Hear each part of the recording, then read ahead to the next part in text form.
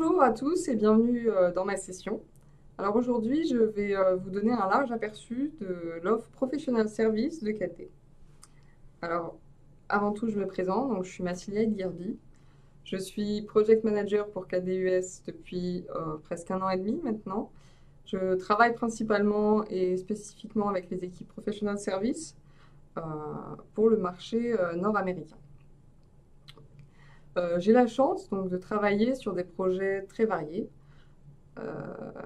qui me permettent donc de travailler avec les différentes équipes 4D et également de travailler sur différentes technologies et donc d'être amené à résoudre des problèmes très intéressants durant ces projets. Donc voilà pour ma présentation. Maintenant, permettez-moi de revenir rapidement sur notre devise qui a été mentionnée dans la session Keynote. Donc, notre seul but, soutenir votre entreprise. Donc, nous prenons cette devise réellement à cœur, car c'est notre objectif de vous soutenir, vous, le développeur, quand vous en avez besoin. Donc, évidemment, je tiens à préciser que nous ne sommes pas là pour prendre vos projets. Nous sommes ici pour vous aider à étendre la portée de votre équipe au maximum. Donc, il est vrai que généralement, nous travaillons avec un développeur qui connaît l'application et la logique métier de cette application, ce qui simplifie l'échange avec nos équipes 4D, mais il arrive parfois qu'il n'y ait pas de développeur. Donc la plupart du temps, ce sont des entreprises qui ont fait appel à un développeur auparavant pour mettre en place leur application, mais ce développeur ne travaille plus pour eux à l'heure actuelle. Donc on peut quand même gérer ce genre de projet de cette manière. Alors ensuite, j'aimerais maintenant vous présenter nos différents services. Donc ici, nous avons les 3 types de services que nous offrons. Alors, premièrement, l'audit et le consulting, le développement de 4D en deuxième partie, et enfin, toute autre technologie. Donc, j'aimerais vous donner une idée générale, vraiment, des différents types de services qu'on propose à nos clients 4D. Donc, premièrement, dans les audits et consulting, du coup, nous regroupons l'analyse approfondie du code. Donc, je présenterai ce sujet dans les slides suivants. Le support RFQ, avec le processus, avec ce processus, on peut vous accompagner dans la réponse à des appels d'offres pour des projets conséquents, plus ou moins, donc exigeants en général, et qui ont des demandes spécifiques, qui impliquent souvent des problématiques technologiques, de disponibilité ou même encore de sécurité. Donc là-dessus, on peut vous aider. Ensuite, donc les tests de charge et audit de sécurité. Donc pour ça, nous avons, on a eu un projet assez récent là-dessus. Donc j'ai un exemple à vous donner. Donc une très grande compagnie d'assurance qui devait faire passer ses connexions simultanées de 100 à 400 utilisateurs. Donc, comme vous le savez, cela peut engendrer beaucoup de problèmes dans l'application. C'est pourquoi ils voulaient pouvoir tester les capacités de leur application à supporter ces 400 connexions simultanées avant le déploiement final. Donc, comment nous avons procédé pour cela? Nous avons développé quelques cas d'utilisation, puis on a créé plusieurs instances d'Amazon grâce auxquelles nous avons pu tester finalement l'application dans ces conditions et pour trouver où se trouvent les problèmes, où se trouveront les problèmes dans le cas où ils auront, dans ce futur proche où ils auront 400 utilisateurs. Bref, nous avons ensuite défini un plan d'action de ce qui doit être corrigé, et maintenant il fonctionne avec plus de 400 utilisateurs sans problème. Donc voilà.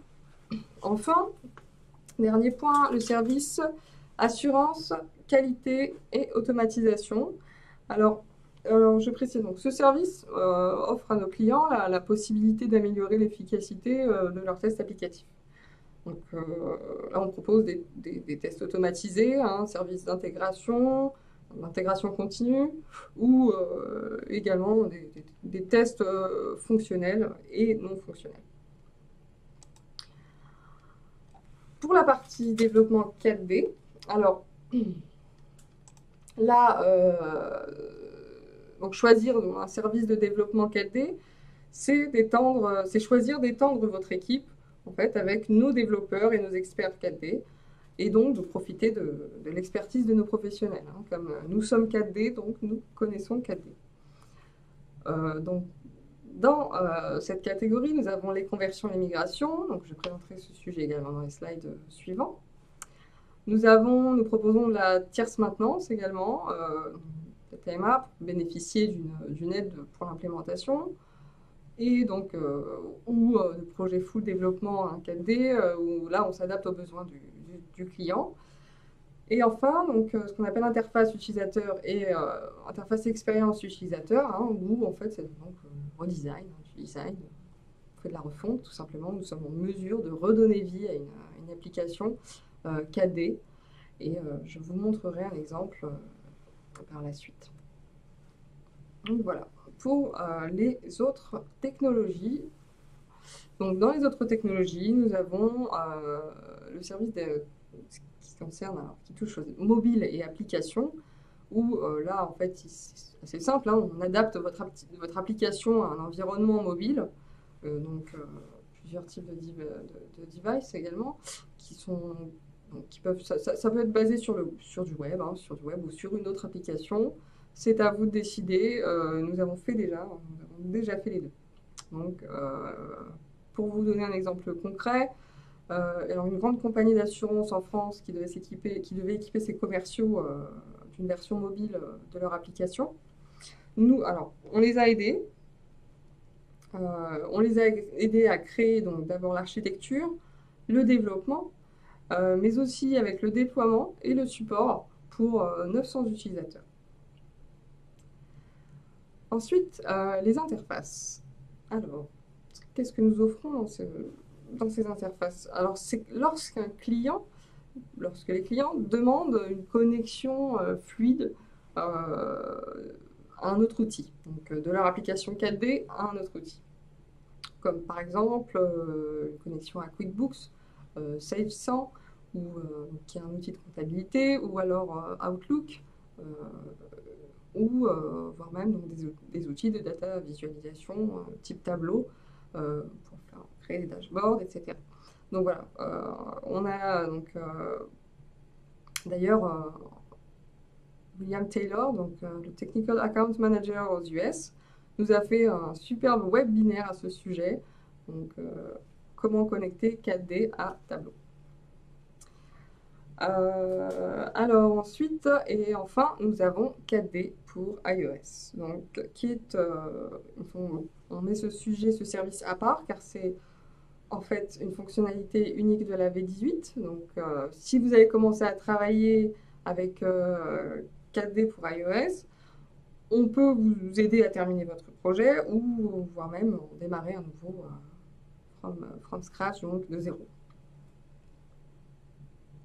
Donc maintenant, j'aimerais vous présenter rapidement notre nouveau site web que je vous invite à aller voir, à aller découvrir si ce n'est pas encore le cas.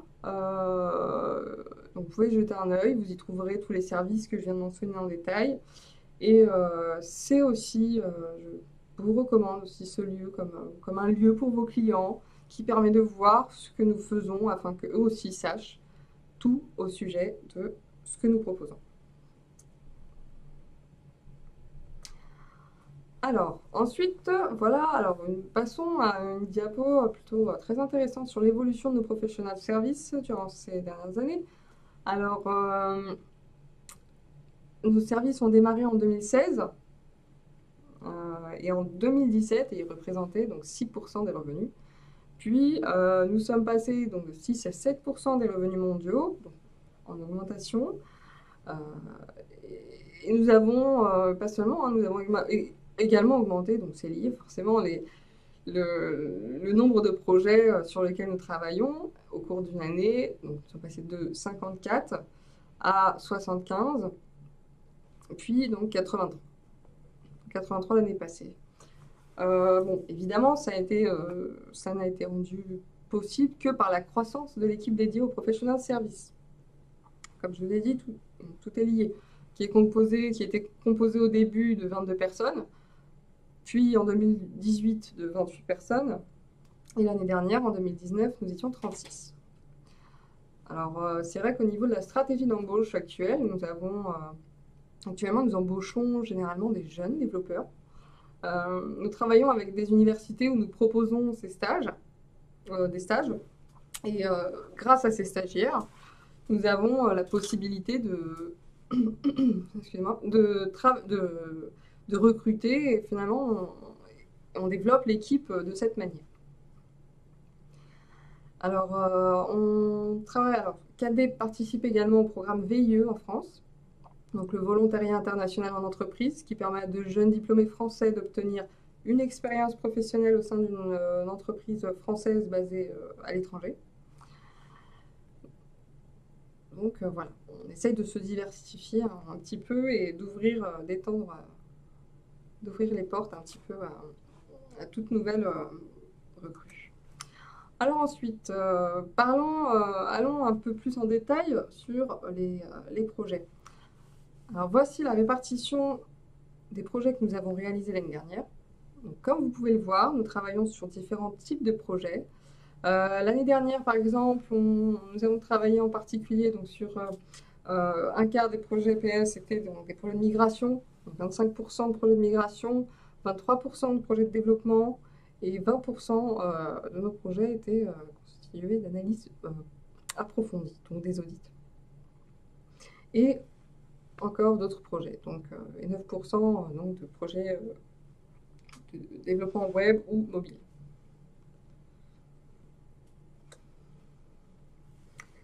Alors, maintenant, comme nous en parlions un petit peu plus tôt, l'embauche de personnes qui ne connaissent pas 4D nous permet finalement de travailler avec une équipe de développeurs aux connaissances diverses et variées. Voilà une liste en exhaustive des différentes compétences que nous avons au sein de notre équipe de développeurs.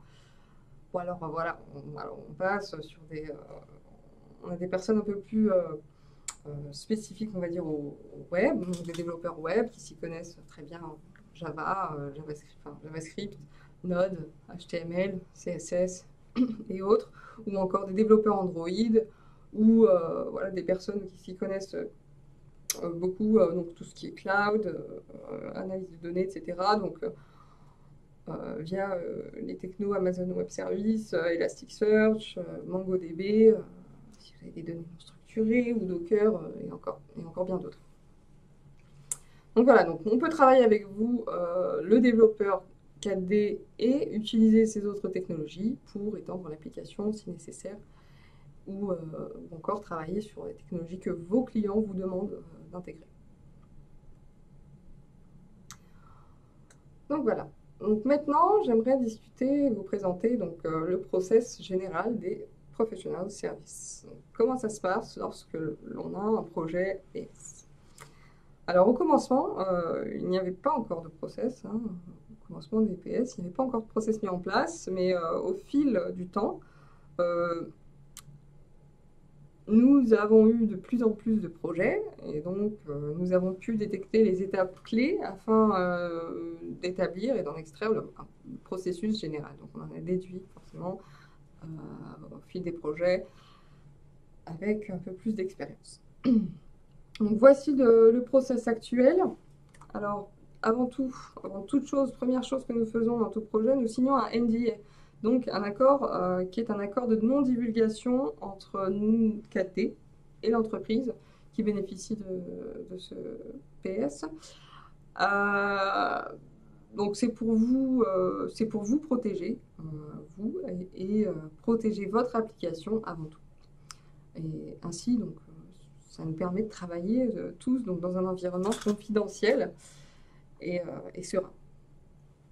Donc, vous n'allez pas divulguer nos informations et nous n'allons pas divulguer les vôtres, évidemment. Donc, nous le faisons avec tout le monde, hein,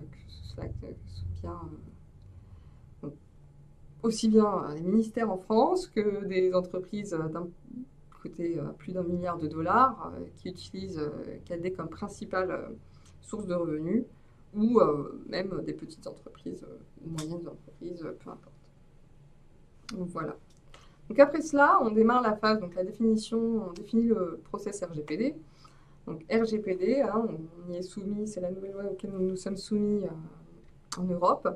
Et également donc, aux US, ça concerne la Californie actuellement, depuis quelques mois. Et donc durant cette phase, on identifie si nous aurons ou non des données personnelles, donc des infos identifiables hein, dans l'application.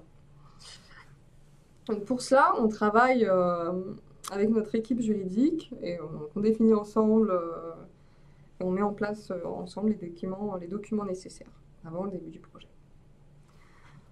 Alors ensuite, on passe à l'étude du projet. Étape clé, hein, puisque c'est le moment où on définit, on comprend le projet avant tout, et on définit la manière dont nous allons travailler. Donc si on va travailler, alors nous pouvons, parce qu'on peut, donc on peut travailler à distance, sur place, à temps plein, à temps partiel, encore, enfin voilà. C'est de quoi il s'agit.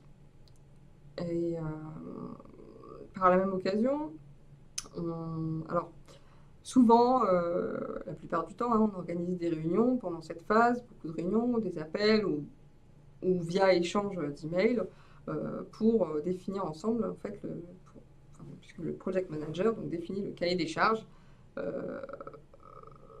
avec toutes les spécifications et toutes les demandes du client. Donc voilà, et ce document est validé bien sûr avant le début du projet par le client et par notre équipe 4D pour la faisabilité. Alors ensuite, donc voilà, donc vous avez une proposition, on vous envoie une proposition PS et nos conditions générales. Lorsque tout ça est accepté, on démarre le projet avec ce qu'on appelle la réunion de démarrage. Alors, c'est la réunion de lancement de projet, là où le project manager en fait, présente l'équipe, le planning, la façon de travailler et répond à... C'est le moment en fait, où on répond aux questions. S'il reste des questions, que ce soit du côté client ou du côté des développeurs 4D hein, de notre équipe, c'est vraiment le moment où on pose des questions, on met vraiment tout sur la table, on s'assure qu'on a tout ce qu'il faut, tout le nécessaire pour débuter notre travail. Et que de l'autre côté, que le client, du coup, que vous ne soyez pas, que vous n'ayez aucune interrogation en fait avant le début du projet. Puisque bon, l'idéal, bien sûr, c'est toujours que le client sache exactement ce qu'il attend et ce qu'il va recevoir. Et dans notre sens, on pose des questions pour nos développeurs pour éviter finalement toutes ces démarches de questionnement au cours du projet. Donc on anticipe tout ça. Alors, ensuite, donc, on peut passer à la phase de développement, l'équipe travaille. Une fois que le travail est terminé, on passe à la livraison. Et au même moment de la livraison, on envoie donc, en même temps un document à signer qui certifie la réception du livrable, tout simplement, et qui permet de démarrer la phase de test. Donc c'est après la signature de ce document que la phase de test commence. Des tests, car il y a souvent des problèmes hein, lorsqu'on passe d'un environnement de développement à un environnement réel, donc type production, intégration ou autre. Mais voilà, donc, comme on s'y attend, on anticipe et on prépare donc une phase de test de 30 jours calendaire où on va finalement vous laisser tester l'application que vous venez de recevoir et nous envoyer toutes les erreurs que vous pouvez y trouver pour que notre équipe puisse les corriger. Voilà. À la fin, une fois que tout est corrigé et que l'application est stable, il n'y a plus de problème, on vous envoie donc, le PV de recette, document à signer également, afin de certifier la réception du livrable final et qui respecte les attentes hein, définies dans la proposition, PS. Donc voilà pour les projets PS. Ah oui, et puis surtout, évidemment, n'oublions pas que vous avez une période de garantie de 30 jours. Donc après réception, et même après réception hein, du livrable final, il vous reste encore 30 jours hein, pour toute remarque, pour toute question, ou voilà, tout problème urgence. Discutons maintenant un petit peu plus en détail de l'analyse approfondie du code. Alors qu'est-ce que c'est?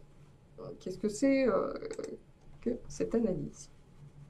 C'est simplement une analyse indépendante qui permet d'obtenir une vision objective de la santé de votre application. Donc, d'une façon générale, c'est le meilleur moyen d'en savoir plus sur les points critiques et les faiblesses de votre application. Mais donc voilà, les sujets hein, sont définis au démarrage selon le besoin du client, selon les besoins du client. Mais généralement, bien sûr, les résultats dans le rapport, on a donc l'analyse de la configuration de la base de données, on analyse également les exécutions de schémas de codage donc, et l'architecture en elle-même du système, la détection des fuites de mémoire et enfin, bien sûr, on établit un plan d'action concret hein, avec des recommandations, donc les recommandations 4D. Qu'est-ce que vous pouvez faire hein, pour régler ça et qu'est-ce que vous devriez faire même, si je puis dire, pour atteindre donc, les objectifs que vous êtes fixés pour votre entreprise et donc, votre application. Deuxième question qu'on peut se poser, c'est quand est-ce que je devrais penser à faire une analyse approfondie finalement? Quand penser à le faire? Quel est le meilleur moment? Alors, il n'y a pas vraiment de meilleur moment. Il y a plusieurs bons moments et une diversité de bons moments. Alors, par exemple, lorsque vous avez des problèmes de performance, de stabilité, ou alors que vous augmentez le nombre d'utilisateurs, que vous modifiez votre stratégie de déploiement, ou encore que vous souhaitez améliorer l'architecture globale de votre système, parce que vous pensez que, voilà, qu'il y a peut-être un moyen d'optimiser tout ça. Si vous souhaitez aussi travailler en étroite collaboration avec KD, c'est-à-dire que si vous avez des idées de projets, alors plusieurs projets en tête, c'est vrai que idéalement, on peut commencer par faire une analyse approfondie pour que des deux côtés, on connaisse vraiment la carte d'identité complète de la base de données. On a toutes les infos, qu'on puisse vous faire des recommandations, parce que parfois on a quelques clients qui veulent se lancer sur certains projets, mais alors qui ne savent pas forcément si leur application est apte à accueillir ce genre de nouveautés ou de nouvelles implémentations. Voilà. Donc, dès qu'on se pose la question, hein, c'est une très bonne chose à faire. Et dernier exemple, donc on en a déjà eu, si vous souhaitez vendre votre application, donc votre entreprise et donc votre application avec, et qu'un acheteur a besoin d'un avis objectif, c'est un excellent moyen.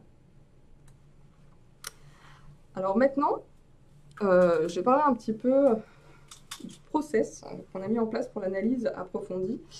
Alors oui, ce n'est pas un projet de développement, donc c'est pour ça que c'est un process un peu particulier. On commence quand même, et avant, comme tous les projets, donc avec un NDA hein, pour assurer la sécurité et la confidentialité. Il n'y a pas de RGPD, hein, comme les données ne sont pas forcément nécessaires pour l'analyse approfondie. Ensuite, vous recevez donc la proposition PS et nos conditions générales. Une fois que c'est accepté, on vous demande de déposer donc via un serveur sécurisé hein, ou votre système, de déposer l'application, donc le code source de votre application et les logs. Donc pour une application client-serveur, en particulier sur les grandes installations qui peuvent poser problème. Parce qu'en fait, finalement, ces logs, ces journaux nous permettent à nous d'investiguer et de trouver les potentiels éléments problématiques ou à améliorer. Donc c'est très important. Ensuite, donc, on peut enfin démarrer le projet avec, comme pour tout autre projet, une réunion de lancement de projet, où là, par contre, on a une démo en général de notre client, qui nous fait une démo donc, de son application, Et cette réunion donc, nous permet vraiment, donc déjà surtout de notre côté, donc à présenter l'équipe, et côté client, ça nous permet à nous, 4D, de comprendre les choix qui ont été faits pour cette application. Voilà. Et donc la démo, hein, bien sûr, super importante, où là, bien sûr, également, on a une phase de questions-réponses. On questionne, on pose les questions que l'on souhaite. Après ça, donc, une fois que le travail est terminé, l'analyse est terminée, le rapport est mis en place, livraison, on procède à la livraison du rapport avec, comme pour les PS en général, un certificat de livraison. Donc, il n'y a pas de PV de recette puisqu'il n'y a pas de test dans cette phase. Par contre, ce que nous pouvons faire par la suite, c'est que nous pouvons continuer avec des réunions suivies, hein, si nécessaire, ou pour discuter des recommandations faites par nos équipes dans le rapport qui vous a été livré. Donc voilà. Donc maintenant, on peut se demander aussi, dernière question, qu'est-ce qu'on veut faire après? Donc quels sont les objectifs, hein, de cette analyse approfondie? Alors j'ai compilé une petite liste des différentes raisons, enfin des différentes étapes que nos clients ont suivies à la suite d'une analyse approfondie. Alors, ce qu'on appelle DCA, hein, c'est la version anglophone, donc pour dire analyse approfondie, qui est Deep Code Analysis. Donc ça, c'est le terme utilisé donc aux US. Nous avons première des raisons, alors premier objectif, l'optimisation évidemment, optimiser sa base de données, l'améliorer. Vous pouvez également corriger les problèmes que nous avons relevés par vous-même, hein. Je veux dire, avec une analyse approfondie. Une fois que vous avez le rapport, vous êtes libre, bien sûr, de choisir entre appliquer les recommandations 4D que l'on vous a faites par vous-même si vous avez les compétences, des équipes de développeurs, ou faire appel à nous et à nos services. On peut également travailler sur une modification de l'architecture, hein, toujours dans le sens de l'amélioration, à des fins, hein, de croissance de votre entreprise, qui est l'objectif principal, hein, la croissance avant tout. Donc si votre entreprise évolue dans le bon sens, nous serons très heureux de vous accompagner dans cette croissance. Donc stabiliser, on peut également, cela peut mener également donc, à stabiliser, faire un travail de stabilisation de l'application, lorsqu'on tombe sur des applications parfois instables, hein. On peut également pratiquer de la maintenance tierce, donc de l'aide pour vous aider sur du développement dans votre base. Et ou encore vendre son entreprise, hein, comme une des raisons citées dernièrement dans les slides précédents. Ou encore la réécriture. Voilà. On peut réécrire au choix, idem, hein, complètement le code. Alors, une réécriture complète. Donc là, en général, c'est des projets assez conséquents, hein, puisque quand il s'agit de réécrire complètement une application, par exemple, qui a été écrite avec d'autres choses basées sur d'autres technos, dans ce cas-là, on peut le faire donc, sur l'application complète, ou s'il s'agit d'une application 4D, avec donc, du code 4D, on peut travailler uniquement sur des portions de code, voilà, des portions de votre application qui ne sont pas forcément plus optimisées, on va dire. Voilà. Donc c'est ce qu'on appelle la réécriture. Voilà, ce sera tout donc pour l'analyse approfondie. Passons maintenant à un autre service, donc la conversion et la migration. Alors, qu'est-ce que c'est la conversion? C'est une migration ISO-fonctionnelle de votre application, d'une version antérieure de 4D à une nouvelle plus récente. ISO-fonctionnelle, pourquoi? Parce qu'évidemment, hein, dans une migration, on procède à la migration tout en gardant les fonctionnalités, les mêmes fonctionnalités qu'auparavant. C'est-à-dire que si vous aviez des choses, vous avez une application en version 13, vous souhaitez basculer en version 18, tout ce qui fonctionnait en version 13 fonctionnera en version 18. Et vice-versa, ce qui ne fonctionnait pas en version 13 ne fonctionnera pas en version 18. Donc c'est pas une étape de correction, là vraiment c'est uniquement d'apporter voilà, de soulever, d'apporter votre application à- et faire en sorte qu'elle puisse du coup à tourner également dans les versions les plus récentes de 4D. Donc voilà, c'est tout le travail hein, finalement qui est fait avant de passer à l'étape phase de la migration en elle-même. Donc il y a beaucoup de travail dans le code lui-même à faire, donc, parce qu'il y a des choses, donc des commandes obsolètes, euh, d'une version à une autre, et puis même certaines configurations qui ne sont plus acceptées dans de nouvelles versions, enfin bien d'autres. Donc voilà. Et également, n'ayez pas peur du fait que si vous avez une application qui est très ancienne aussi, on en a eu, hein, on en a eu beaucoup. On a eu, par exemple, cette année, alors on a eu beaucoup de versions 6 de migration, de conversion d'une base de données qui était en V6, donc qui souhaite basculer en version 18. On le fait, hein, bien entendu, mais on le fait par étapes. Par étape, dans un projet, un unique projet, je précise, mais par étapes, c'est-à-dire que finalement, c'est le travail technique derrière qui est divisé en plusieurs étapes, car en fait, on fait ça un petit peu comme une échelle, où on gravit hein, les échelles petit à petit. On passe d'une version, par exemple, au lieu de passer de la V6 à la V18 tout de suite, on va plutôt basculer de la V6 à la V15, et puis partir d'une V15, et là, basculer de la V15 à la V18. C'est un peu plus simple. Donc voilà quelques exemples. On a un Formavet qui ont demandé à passer en version 17. Donc leur application contenait des documents en KD Write, mais cela représentait une grande partie de leur application, une très grande portion de leur application contenait du KD Write, donc Foley Write. Et donc alors ils voulaient travailler eux-mêmes sur cette partie, ce qui est compréhensible, puisque sinon finalement la charge de travail était assez conséquente. Donc, ils ont préféré travailler eux-mêmes sur cette conversion de KD Write en KD Write Pro. Et pour les aider, on a revu leur application et on a fourni un document avec une liste des étapes à suivre afin de convertir ces différents documents. Donc, et ensuite, ils ont même pu passer par eux-mêmes hein, du mode 32 bits au mode 64 bits. Parce que, également, hein, il y a des différences entre les versions 32 et les versions 64 avec des règles à respecter. Mais tout ça, c'est évidemment dans les documentations sur notre site et sur nos forums. Ensuite, on a GHS hein, qui nous ont demandé de faire la conversion de leur base de façon à pouvoir passer en 64 bits. Donc, on l'a fait. Et Eurolock qui, eux, voulaient uniquement migrer sur la version 17. Donc, on a d'autres clients comme la BNP pour qui nous avons fait une conversion de plusieurs petites applications stratégiques de la version 12 à la version 17. Donc voilà, parlons ensuite donc, des interfaces utilisateurs et de l'expérience utilisateur.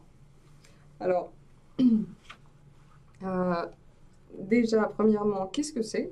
Donc, comme je l'ai déjà dit, simplement une refonte hein, de votre application, de l'apparence de votre application. Et parce que bon, nous savons tous comment les applications ont évolué au fil du temps. Ce qui avait l'air bien dans les années 90 n'est pas toujours très beau de nos jours. Bon, parfois le vintage est bon, mais cela peut donner à votre application un aspect daté. Donc, par exemple, on a une entreprise canadienne voilà, donc, qui devait vendre leur entreprise. Mais le problème, c'est que leur acheteur aimait l'application. Alors, il adorait le principe de l'application, tout ce qu'elle contenait, les fonctionnalités, mais le problème, c'était le design. Donc, ils détestaient le design. Donc, ce qu'on a pu faire, nous, en très peu de temps, on parle ici de 1 mois, hein, donc, ce qui est assez rapide, nous avons complètement repensé l'application et la vente a été conclue. Donc, le client, très content. Et nous aussi. Donc, voilà. Merci d'avoir participé à cette session. C'est un plaisir pour moi de vous avoir expliqué un peu plus en détail ce que sont les professional services de 4D. J'espère que vous en savez plus maintenant, que vous comprenez beaucoup plus ce que nous offrons. Et n'hésitez pas à aller sur notre site dans la section Professional Service.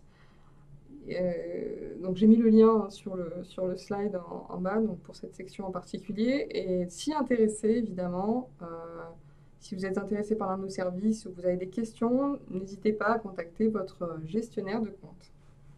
Il se fera un plaisir de vous répondre et de vous orienter. Et, au besoin, on peut vous orienter auprès de moi-même en tant que project manager. Je serai ravie de apprendre à vous connaître lors d'un nouveau projet PS. Voilà. Merci beaucoup, merci à tous et bonne continuation si vous continuez à visualiser nos différentes sessions Summit.